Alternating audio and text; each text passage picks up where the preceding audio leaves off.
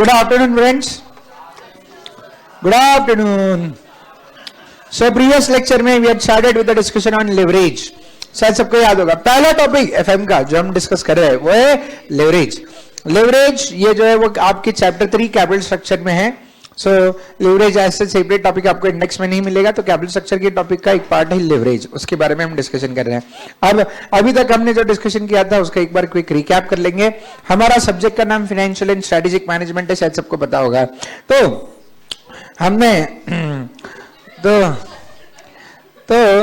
हमने अभी तक कुछ डिस्कशन किया था कि लीवरेज का मतलब क्या है. लीवरेज का मतलब समझने के लिए अपन एक छोटा सा एग्जांपल लिया था. ये जो बिजनेसमैन है इसने अपना बिजनेस शुरू किया था, बहुत ही खुश लग रहा है ये बिजनेसमैन. ठीक है, क्यों खुश है ये? क्योंकि इसको हो रहा है प्रॉफिट. लेकिन दूसरा जो बिजनेसमैन है, ठीक है, ये थोड़ा सा परेशान है. ठीक है, अनफॉर्चुनेटली उसका बिजनेस चल नहीं रहा, तो उसको वो लॉसेस हो रहे हैं. तो लॉसेस के पीछे वजह क्या होती है? मैक्सिमम लोगों के साथ यही होता है कि उनको लॉस ज्यादा होता है. तो लॉस ज्यादा होता है, इसकी वजह से वो डरता है. लॉस का मतलब क्या है ये हमने समझने की कोशिश की थी. शायद सबको याद है, what is my losses?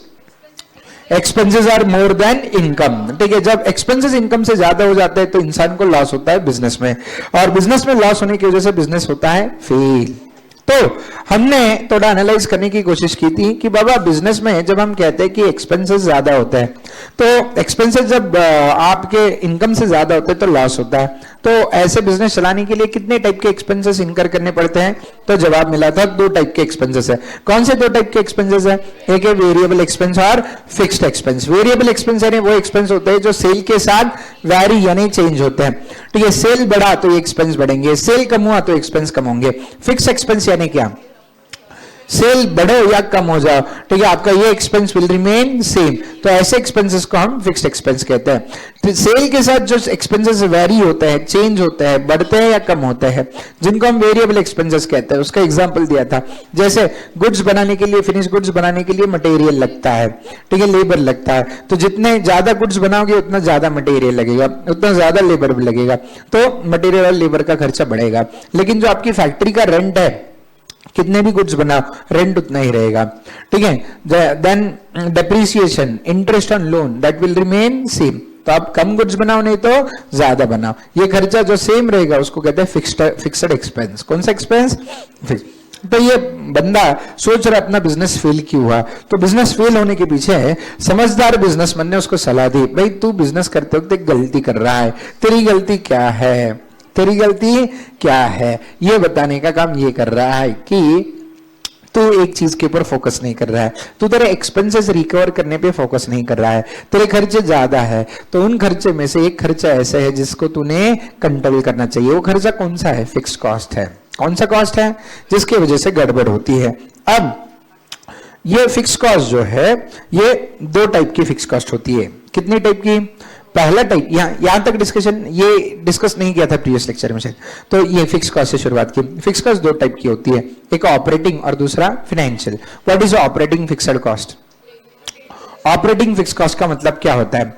Operating fix cost वो होती है जो डे टू डे बिजनेस चलाने के लिए लगती है. जैसे रॉ मटेरियल का खर्चा फिक्स्ड है या वेरिएबल है? वेरिएबल है. हम फिक्स कॉस्ट की बात कर रहे हैं. जैसे इस रेंट, जैसे आइकन की बात करें तो क्लासरूम का रेंट कौन सा खर्चा? Operating fix cost. ठीक है, लेकिन वही समझो, क्लास चलाने के लिए हमने लोन लिया था या क्लासरूम खरीदने के लिए लोन लिया था. लोन के ऊपर अब हर साल इंटरेस्ट पे कर रहे हैं. 10% फिक्स रेट ऑफ इंटरेस्ट है. लोन की अमाउंट से 100 लाख रुपीज है. 100 लाख के 10% इंटरेस्ट कितना आएगा?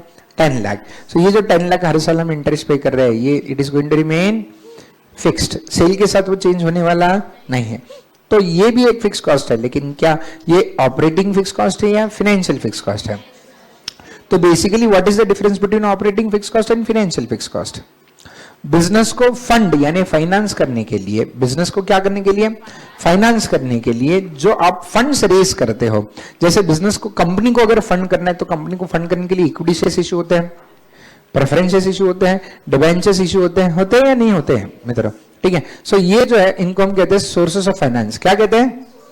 ओके, सो बिजनेस को फंड करने के लिए जो शेयर्स इशू होते हैं, डिबेंचर्स इशू होते हैं, बैंक से लोन लिया जाता है, all this are sources of finance. अब इक्विटी शेयर्स और प्रेफरेंसेस के ऊपर इंटरेस्ट पे करते हैं या डिविडेंड पे करते हैं?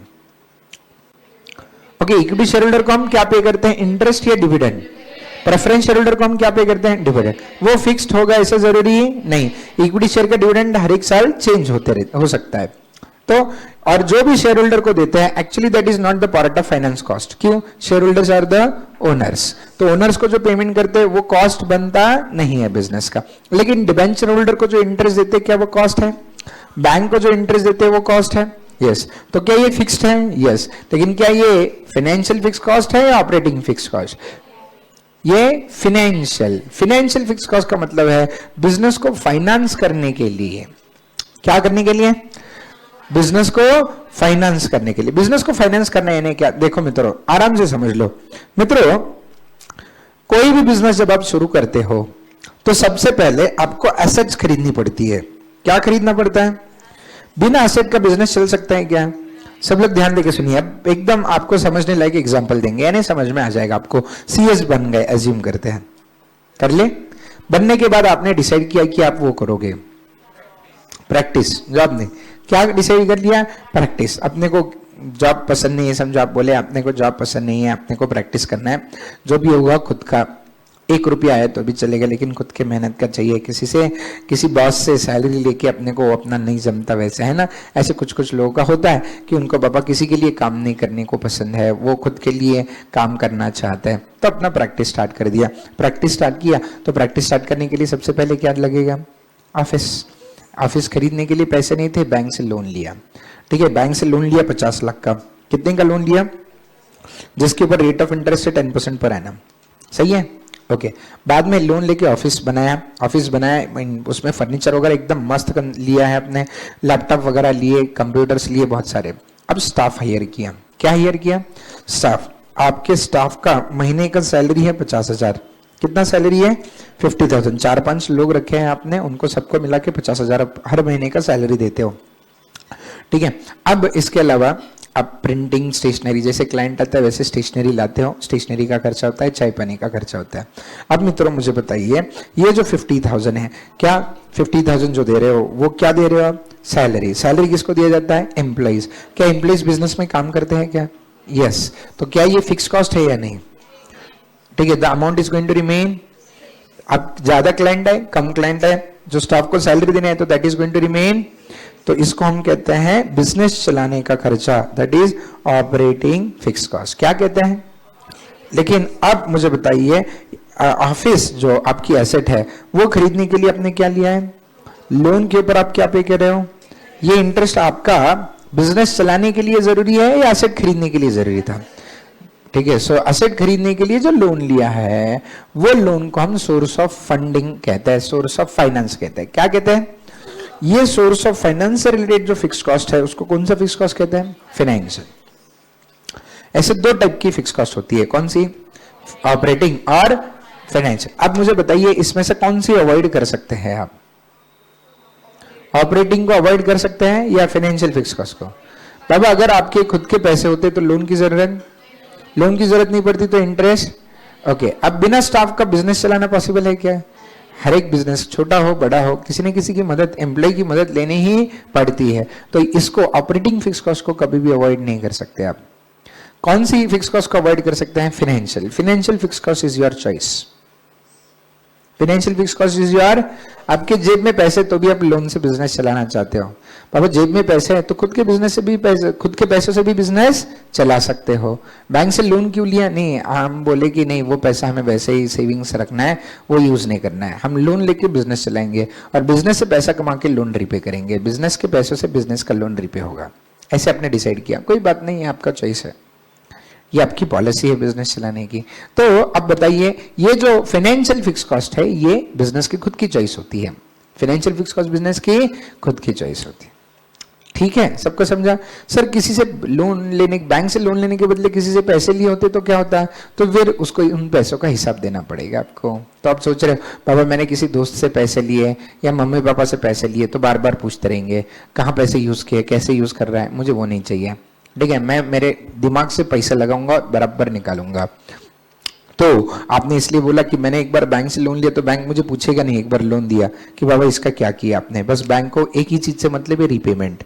तो हम रीपेमेंट करते रहेंगे, बैंक को कोई क्वेश्चन पूछने का सवाल आने वाला नहीं है। ठीक है, ओके, आई होप ये समझ में आ गया। ओके, अब कुछ बिजनेस में दोनों भी फिक्स कॉस्ट हो सकती है, कुछ बिजनेस में एक ही हो सकती है।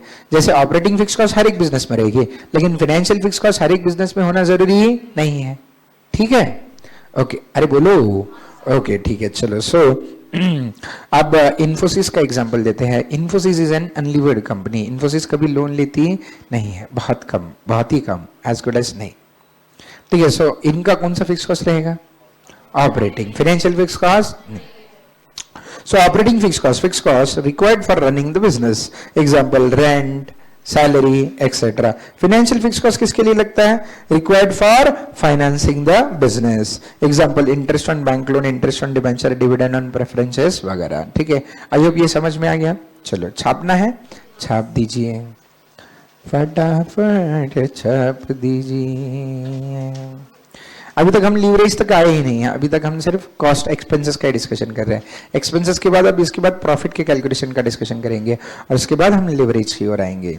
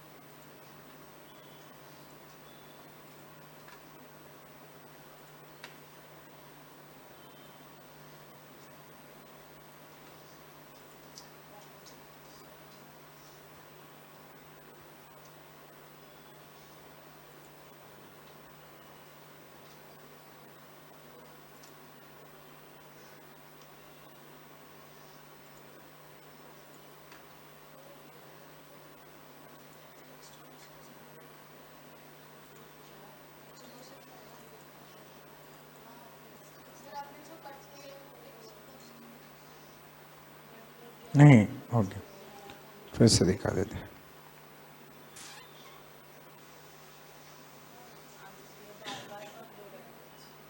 हाँ ना, वो शायद गर्म हो गया है, गर्म होने के बाद थोड़ा धीमे धीमे चलता है।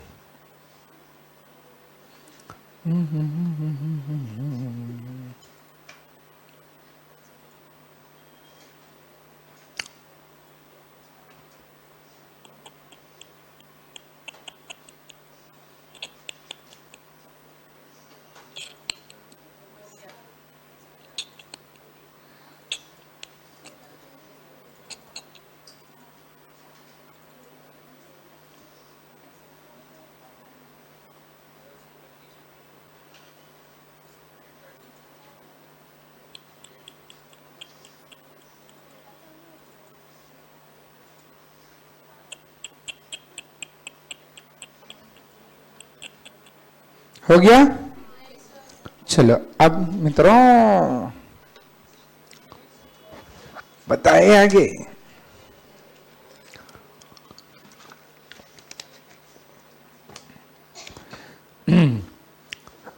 आपको एमसीक्यू में थियरी क्वेश्चन कैसे पूछेंगे?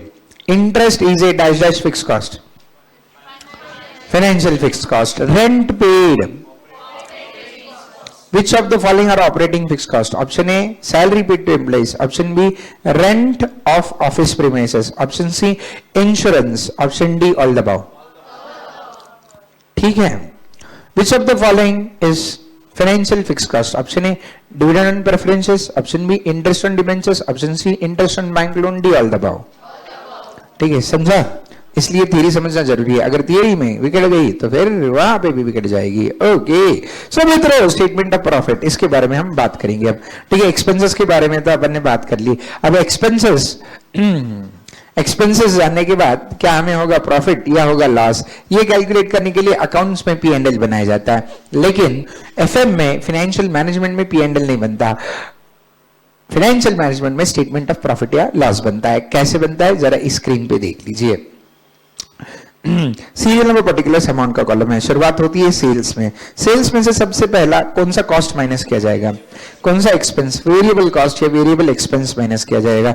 वेरिएबल एक्सपेंस माइनस करने के बाद जो आएगा that will be known as contribution. क्या कहा जाएगा उसको, कंट्रीब्यूशन।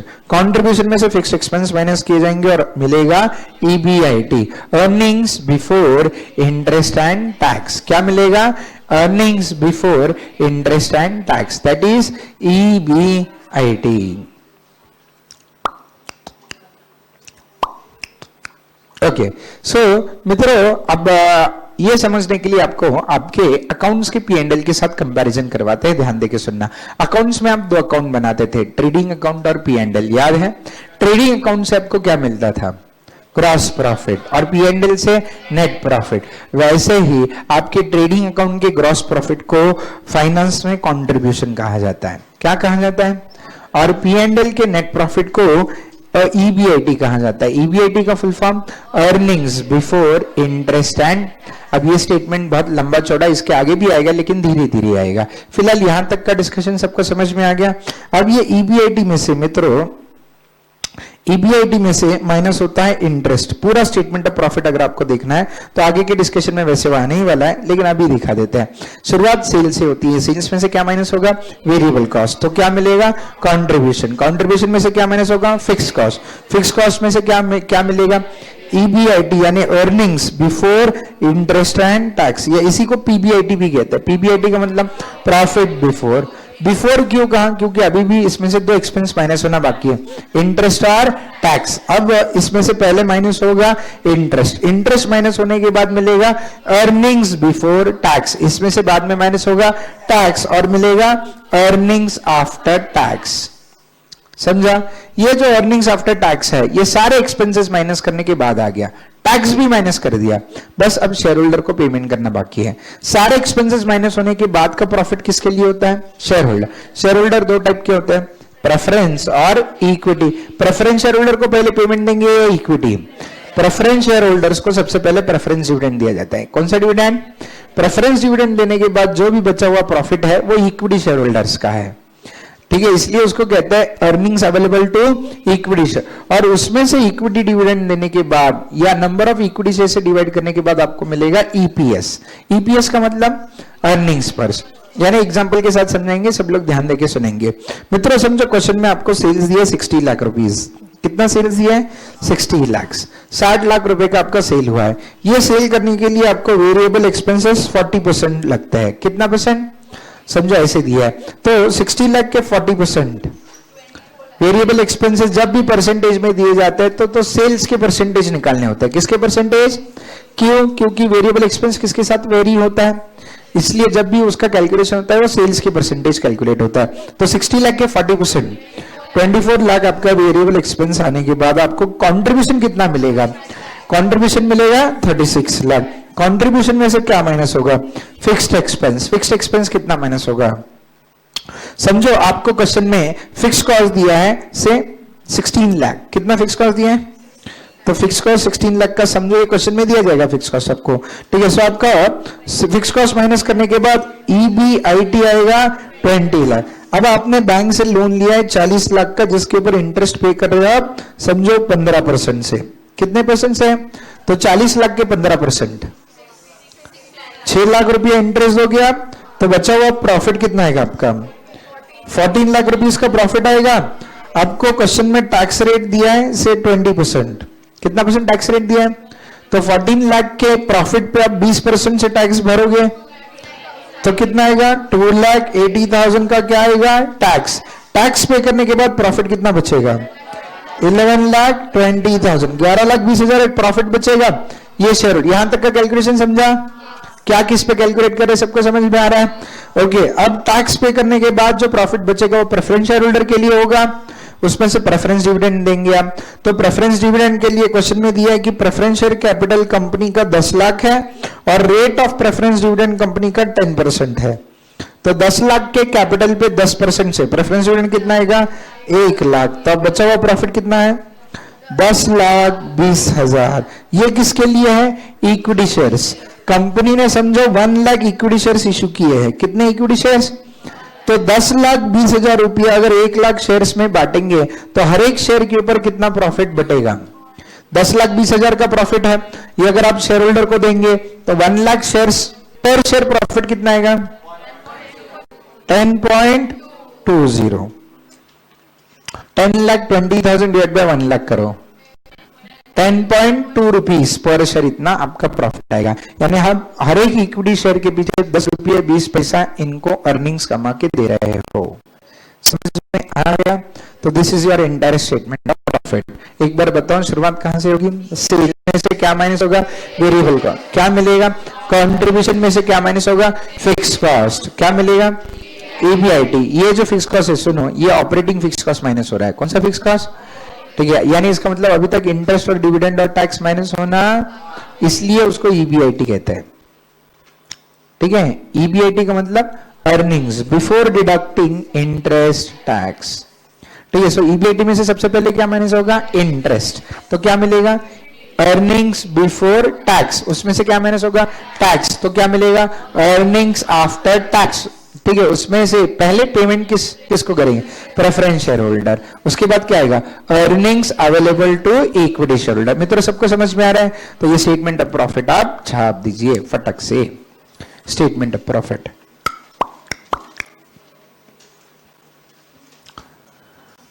तो आपको इंफॉर्मेशन देंगे और उसमें से सिर्फ EBIT निकालने के लिए बोलेंगे, या कंट्रीब्यूशन निकालने के लिए बोलेंगे, या EAT बोलेंगे, या EPS बोलेंगे, कुछ भी बोल सकते हैं।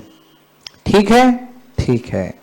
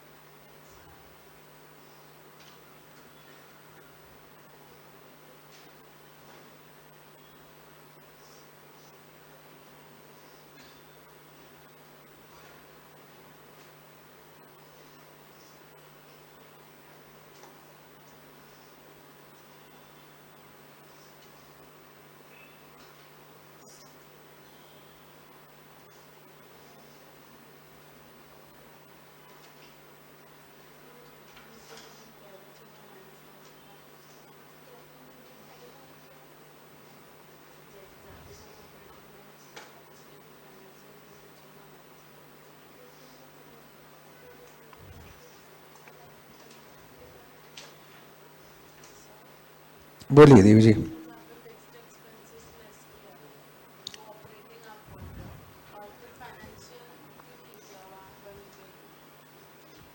किसमें? ऑपरेटिंग फिक्स एक्सपेंस लेस, बिल्कुल। फाइनेंशियल फिक्स एक्सपेंस इंटरेस्ट है ना, इंटरेस्ट और प्रेफरेंस डिविडेंड वो बाद में मैनेज करते हैं। ठीक है, क्योंकि बिजनेसमैन पहला जानना चाहता है कि मेरे बिजनेस ने मुझे कितना प्रॉफिट कमा के दिया। फाइनेंस लेना ये मेरा ऑप्शन है, अगर मैं वो नहीं लेता तो मुझे प्रॉफिट जो होता है वो कौन सा प्रॉफिट होता है? Operating profit. तो वो मेरा कितना है वो जानना चाहता है, इसलिए पहले वो प्रॉफिट ढूंढता है कि बाबा मैंने लोन लेने से पहले या लोन के ऊपर ब्याज देने से पहले मैंने कितना कमाया है। ठीक है, सो अगली बार से मैं डिसाइड कर लूंगा फिर मैंने लोन लेना चाहिए नहीं लेना चाहिए। अगर लोन नहीं लूंगा तो मेरा इतना प्रॉफिट बढ़ेगा। समझ रहे हो देवी जी? Okay.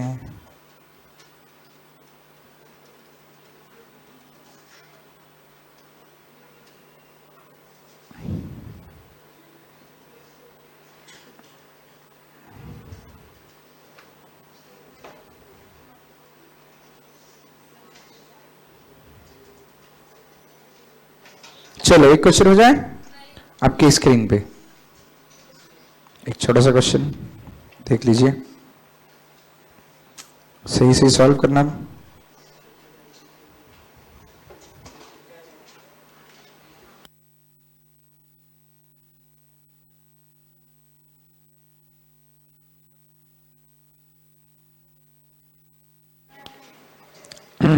Selling price per unit is ₹100।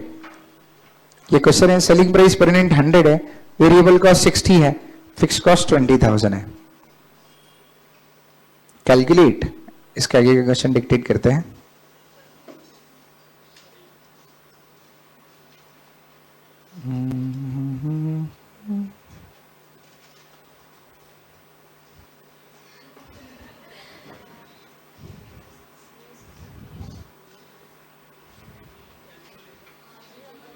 ये लिख दिया सबने? Calculate profit. ओके चलो थामते हैं, डोंट वरी।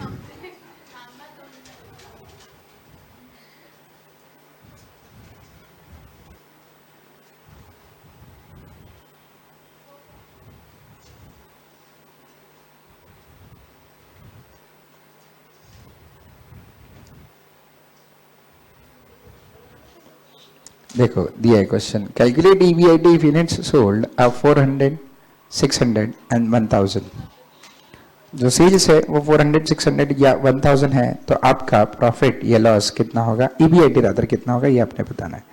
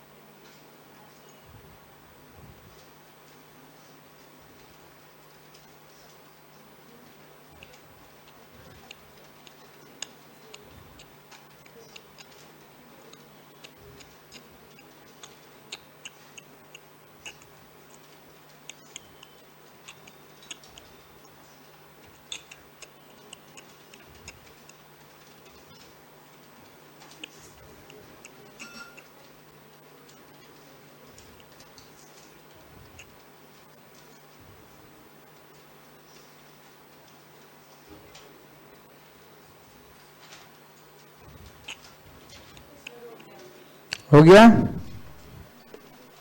सबका? कैलकुलेशन हो गया? कंप्यूटेशन ऑफ ईबीआईटी, ईबीआईटी का फॉर्मेट तो जानती है, हर एक के लिए, हर एक यूनिट्स के लिए अपने सेपरेट कॉलम बनाया या सबका साथ में? देखो ऐसे सॉल्व करना है, सीरियल नंबर पर्टिकुलर्स 400, 600 और 1000 यूनिट्स। ठीक है, सबका एक साथ कैलकुलेशन कर लीजिएगा, sales less variable expenses, contribution less fixed expenses, EBIT.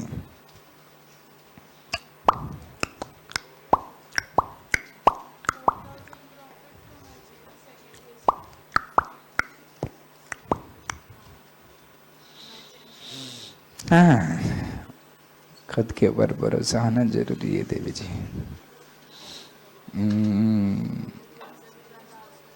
हो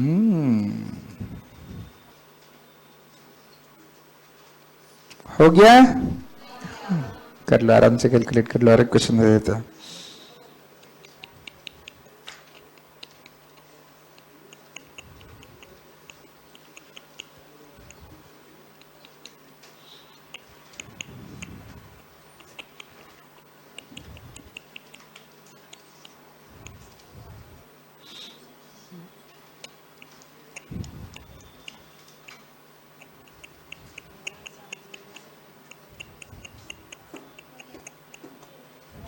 हो गया।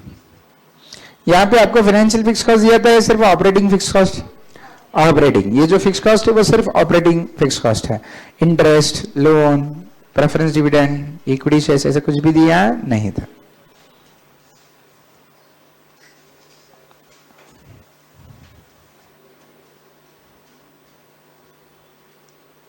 चलो देवियों और उनके प्यारे प्यारे भाइयों,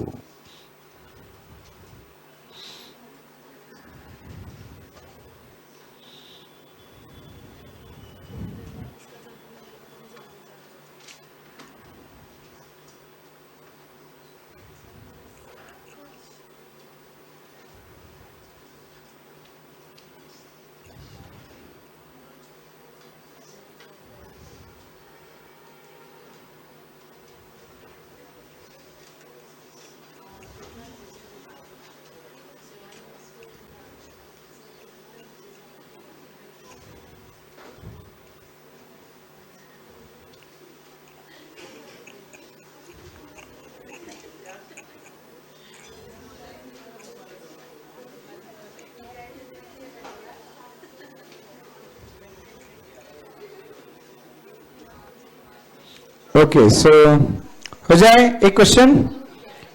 ये हो गया ना, सबका आंसर करेक्ट आ गया? अरे बोलते ही नहीं लोग। करेक्ट आ गया answer. Okay so note down one question. एक क्वेश्चन हम आपको डिक्टेट करते हैं, होमवर्क नहीं, क्लास वर्क है। From the following details calculate EPS. From the following details calculate EPS. From the following details calculate EPS. EPS, EPS calculate करना है आपको। क्या कैलकुलेट करना है? Earning per share. इंफॉर्मेशन कुछ इस प्रकार से दी है, ठीक है। SPPU, SPPU selling price per unit ₹100, variable cost 40%। Selling price per unit 100, variable cost 40%, variable cost 40%। उसके बाद फिक्स कॉस्ट 2,50,000। Fix cost 2,50,000। उसके बाद equity share capital eight the rate 10 each 5 lakhs। Equity share capital eight the rate 10 each 5 lakh। 12% preference share capital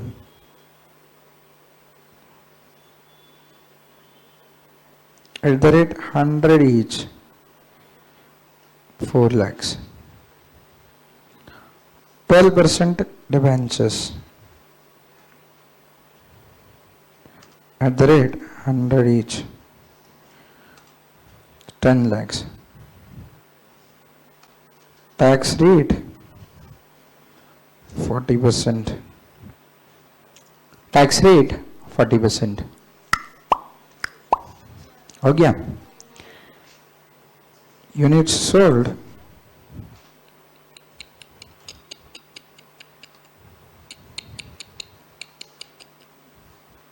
बताए 10,000 25,000। Help चाहिए? नहीं ना, करो सवाल आप खुद से।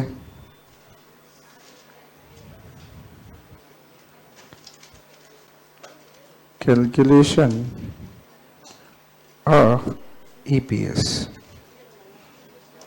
ईपीएस का कैलकुलेशन करना है। सीरियल नंबर, पर्टिकुलर्स, यूनिट्स 10,000 है और 25,000। सो दोनों केसेस में दो अलग अलग कॉलम बना के सॉल्व करोगे आप।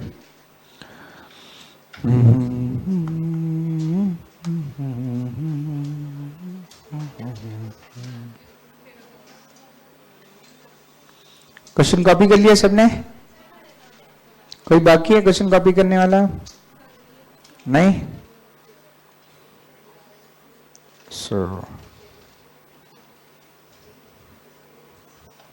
बनाइए एक छोटा सा टेबल और ढूंढ लीजिए बढ़िया सा आंसर।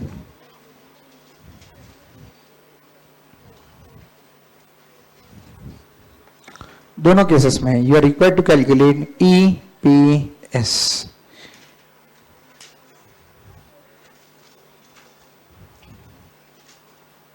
ईपीएस कैलकुलेट करना है आपको।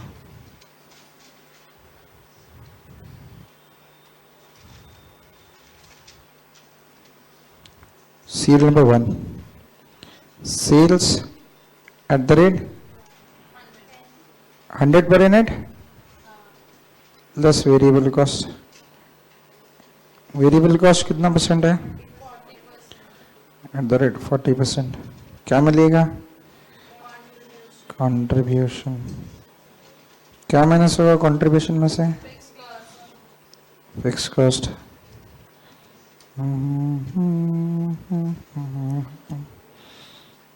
क्या मिलेगा फिक्स कॉस्ट माइनस करने के बाद? ईबीआईटी में से क्या माइनस होगा? इंटरेस्ट माइनस करने के बाद क्या मिलेगा? ईबीटी में से क्या माइनस करोगे? टैक्स का रेट कितना है? वो माइनस करने के बाद क्या मिलेगा? उसमें से क्या माइनस करोगे? उसके बाद क्या मिलेगा?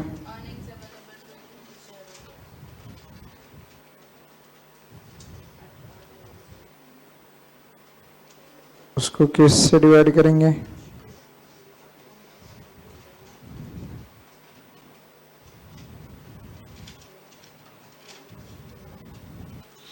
नंबर ऑफ इक्विटी शेयर से। So number of equity share से डिवाइड करने के बाद क्या मिलेगा? ईपीएस। झेपा है? झेपा है।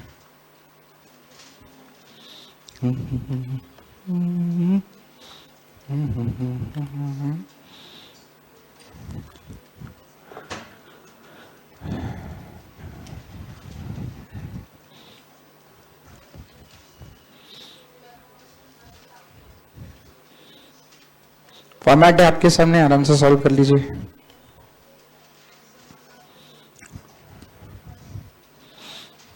हेल्प नहीं चाहिए ना मेरी? इतनी हेल्प करती है आपकी।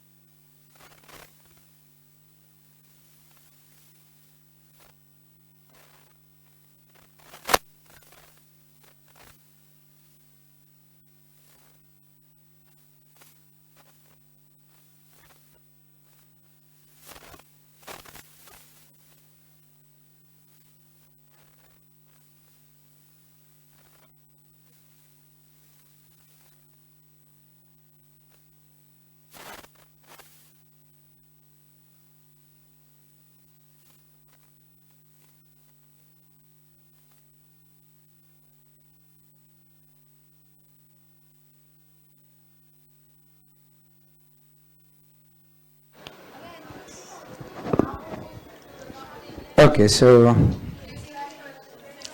ईपीएस आ गया अपना. What is the amount of EPS करो. चलो सो ईपीएस देख लेते हैं कितना आता है. सेल्स कितना है at the rate 100. 10,000 into 100 that comes to 10 lakh. 10 lakh और 25 लाख.